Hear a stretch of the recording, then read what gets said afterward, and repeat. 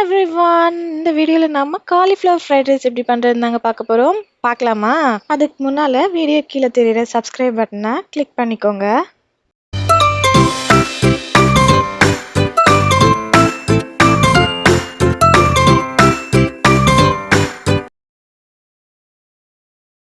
First இந்த recipe பண்ணுறதுக்கு ஒரு பேனில் 1 டேபிள் ஸ்பூன் கீ ஆட் பண்ணிக்கோங்க. கீ சூடானதோ கொஞ்சமாக ஜிஞ்சர் கார்லிக் கட் பண்ணி சேர்த்துக்கோங்க. கூடவே 2 பச்சை மிளகாய் ஆட் பண்ணிக்கோங்க.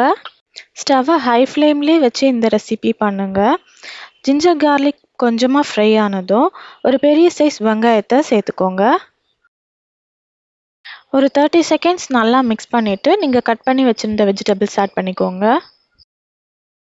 நான் இதில் கேப்சிகம், கேரட், பீன்ஸ் ஆட் பண்ணியிருக்கேன். நீங்கள் இது கூடவே கேபேஜும் ஆட் பண்ணிக்கலாம்.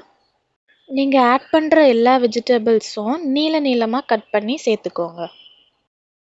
இப்போ இதுக்கு தேவையான மசாலாஸ் ஆட் பண்ணிக்கலாம். நான் இதுக்கு ஒரு 1/2 tablespoon chilli powder add பண்ணியிருக்கேன். கூடவே தேவையான அளவு சால்ட் ஆட் பண்ணியிருக்கேன். மசாலாஸும் வெஜிடபிள்ஸ் கூட சேர்த்து நல்லா மிக்ஸ் பண்ணிக்கோங்க. இப்போ இது கூட 1 tablespoon tomato sauce, 1 tablespoon dark soya sauce add பண்ணியிருக்கேன். இப்போ எல்லாம் சேர்த்து நல்லா மிக்ஸ் பண்ணிக்கோங்க.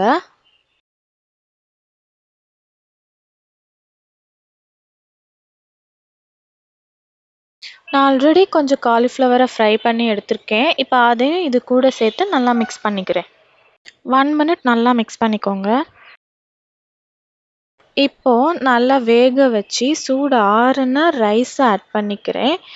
நான் நார்மல் ரைஸ் தான் ஆட் பண்ணியிருக்கேன். உங்களுக்கு வேணும்னா நீங்கள் பாஸ்மதி ரைஸ் ஆட் பண்ணிக்கோங்க. பாஸ்மதி ரைஸ் ஆட் பண்ணிங்கன்னா கடையில் கிடைக்கிறது மாதிரி அதே டேஸ்ட்டில் உங்களுக்கு காலிஃப்ளவர் ஃப்ரைட் ரைஸ் கிடைக்கும். ரைஸ் சேர்த்து மிக்ஸ் பண்ணும்போது கொஞ்சம் கேர்ஃபுல்லாக மிக்ஸ் பண்ணுங்க. இல்லைன்னா அந்த ரைஸ் உடஞ்சி போகிறதுக்கு சான்சஸ் இருக்குது.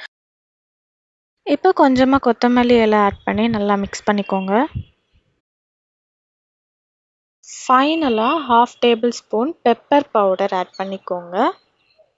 இப்போ நம்மளோட டேஸ்டியான காலிஃப்ளவர் ஃப்ரைட் ரைஸ் ரெடி ஆயிடுச்சு. பாருங்கள், பார்க்கவே எவ்வளோ அழகாக இருக்குது. நான் இது கூட சைட் டிஷ்ஷுக்கு காலிஃப்ளவர் 65 அண்ட் எக் ஆட் பண்ணியிருக்கேன். நீங்கள் நான்வெஜ் எடுக்கக்கூடாதுன்னு நினச்சிங்கன்னா காலிஃப்ளவர் 65யும் அப்பளமும் வச்சு சாப்பிடுங்க. சூப்பர் காம்போவாக இருக்கும். நீங்களும் இந்த ரெசிபியை வீட்டில் ட்ரை பண்ணிவிட்டு டேஸ்ட் எப்படி இருந்துச்சுன்னு கண்டிப்பாக கமெண்ட்ஸில் ஷேர் பண்ணுங்கள்.